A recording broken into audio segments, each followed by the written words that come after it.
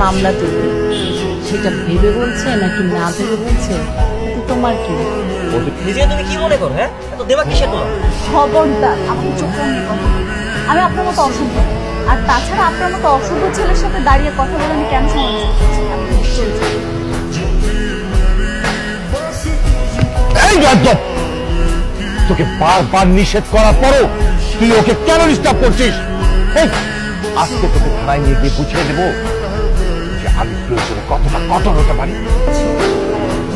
জানি আমার ছেলেকে অনেক বড় অন্যায় করে, ছেলেকে ছাড়া না বাসায় একদম ভালো লাগতেছে না। তুমি থানায় গিয়ে একটু অভিযোগটা তুলে নাও। এই মুহূর্তে আমি কি করতে পারি? তুমি আমার সাথে থানায় চলো। আচ্ছা ঠিক আছে, চলো।